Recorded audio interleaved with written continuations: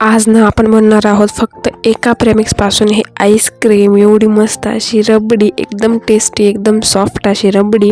त्याच्यानंतर बनणार आहोत रबडी मिल्क, त्याचं दूध बनणार आहोत आपण. खूप छान आहे, खूप इझी रेसिपी आहे बरं का. मिक्सर घ्यायचे, मिक्सरमध्ये काजू बदाम टाकायचे, थोडेसे पिस्ते घ्यायचे.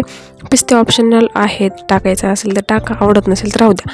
छान प्रकारे मिक्सरला फिरवून घ्यायचं, याचं बारीक पावडर करून घ्यायचे बघा आपल्याला. नंतर मिक्सरमध्ये जे आहे ना ते ब्रेड घेतलेले आहेत मी 7 ते 8 आणि छान प्रकारे त्याला पण मस्त असं ग्राइंड करून घ्यायचं. तुकडे करून टाकायचे, चांगल्या प्रकारे मस्त ग्राइंड करून घ्यायचं. ब्रेडचं पीठ जे आहे ते काढून घ्यायचं सगळं. नंतर आपण ड्रायफ्रूटचं जे वाटून ठेवलेलं होतं सगळं पावडर ते पण टाकायचं, छान प्रकारे मिक्स करायचं.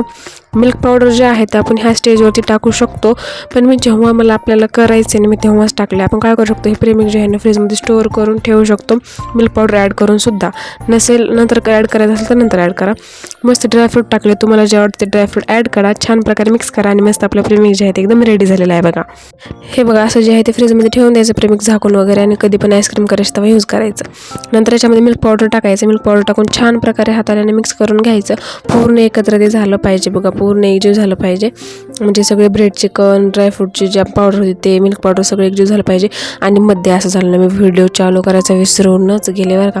तर ते काय होतं, जास्त काय नव्हतं त्याच्यामध्ये. काय घेतलं होतं, फक्त दूध घेतलं होतं एक अर्धा लिटर, आणि दुधाला चांगली उकळू दिली. नंतर जे प्रेमिक्स होतं ते मी टाकलं आणि साखर टाकली, छान प्रकारे मिक्स करून घेतलं. असं घट्ट झालं बघा. तेच प्रेमिक्स थोडंसं साईडला ठेवलं आहे मी, ते मिक्सरमध्ये टाकून जे आहे ते दळून घेतलेलं आहे मी. आणि आईस्क्रीमच्या मोल्डमध्ये अशानं काही काड्या टाकल्यात, काही चमचे घातलेत. ह्याच्यामुळे चमचे घातलेत कारण मी जर काड्या नसतील तर चमचे घालून ठेवू शकतो आपण तसं. आणि ते फ्रीजमध्ये ठेवून दिलं, ते एक मोल्ड वगैरे नसेल तर वाटीमध्ये गिलासामध्ये ठेवू शकतो.